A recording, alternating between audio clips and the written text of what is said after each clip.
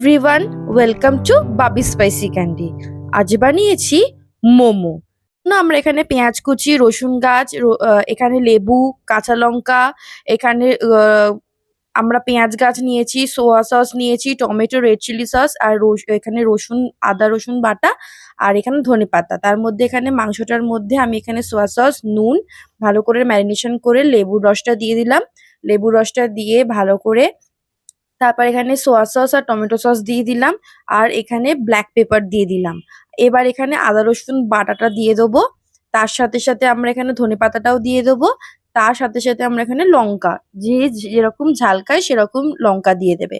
দেন ভালো করে আমরা ম্যারিনেশন করে নেবো। ভালো করে একদম ম্যারিনেট করে আমি এটাকে 5 মিনিটের জন্য ছেড়ে দিয়েছিলাম, রেস্ট করতে দিয়েছিলাম। 5 মিনিট পর আমি এর মধ্যে এখানে পেঁয়াজ গাছ আর রসুন গাছটা অ্যাড করেছি আর পেঁয়াজটা অ্যাড করেছি। কারণ পেঁয়াজটা পরে অ্যাড করেছি এই কারণে, জল ছেড়ে দেয় বলে মাংস থেকে। যেহেতু নুন দেওয়া আছে তাই জন্য। তো এইবার আমরা ভালো করে ম্যারিনেশনটা আবার স্টার্ট করবো। ভালো করে মেখে নেবো। এখানে আমি হাত ইউজ করে ভালো করে মেখে নিয়েছি। মাংসটার সাথে সবকিছু ভালো করে একদম মেখে নিলাম।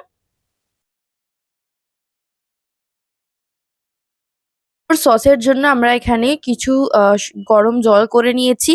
তার সাথে আমরা ১০ টা মতো শুকনো লঙ্কা অ্যাড করে দিয়েছি। এবার ভালো করে শুকনো লঙ্কাটাকে জলের মধ্যে ফুটিয়ে নেবো। বীজটাকে বের করে দিয়েছি। ফুটিয়ে নিয়ে আমরা এটা ১০ মিনিটের জন্য রেস্ট করতে দেবো গ্যাসটা নিভিয়ে। এবার এর মধ্যে আমরা একটা সসপ্যানে একটু তেল দিয়ে দিয়েছি।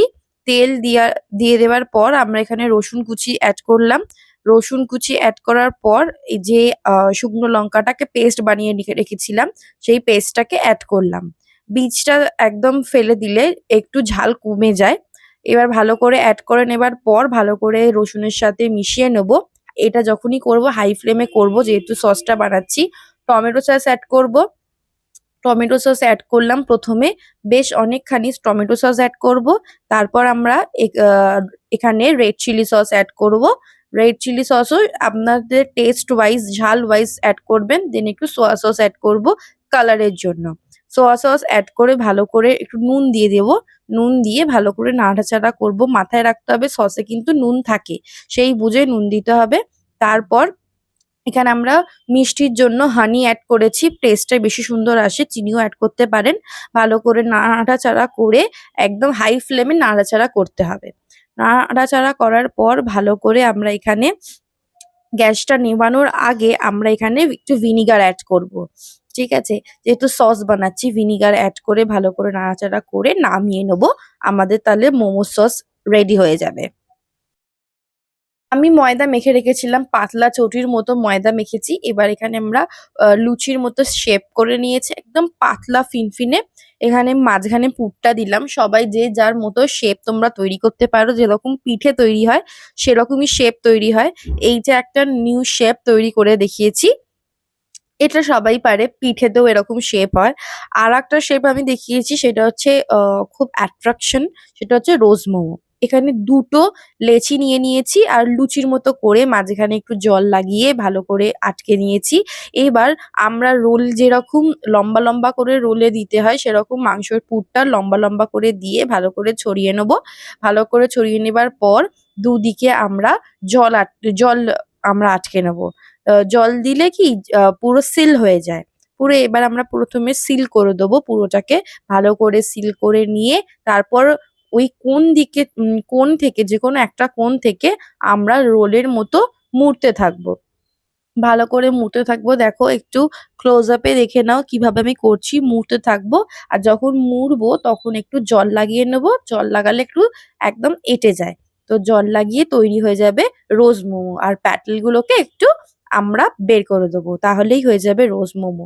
তৈরি হয়ে যাবে। এরকম ভাবেও মোমো শেপ ভীষণ সুন্দর হয়। ঠিক আছে? আরেকটা স্টাইল দেখিয়েছি। এখানে আমি একটা ফুড কালার দিয়ে ইউজ করেছি। আ ময়দাটাকে মেখেছি ফুড কালার দিয়ে।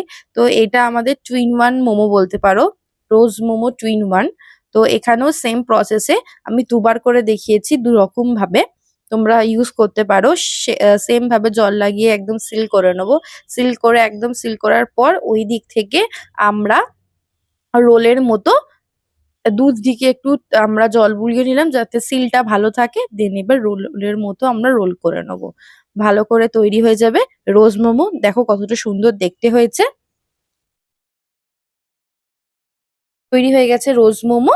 এবার আমরা গ্যাসের মধ্যে যেখানে স্টিম করব, আমার যেহেতু মোমো স্টিমার রয়েছে, আমি এখানে জল বসিয়ে তার উপরে আমি এখানে জালিটা বসিয়ে এর উপরে একটু তেল ওয়াশ করে নেবো। একটু বেশি করে তেল দিয়ে দিয়েছি। ব্রাশের সাহায্যে এবার আমরা পুরো একদম ওয়াশ করে নেবো। তো এবার ব্রাশ করে নেবার পর এটাকে গরম হতে দেবো।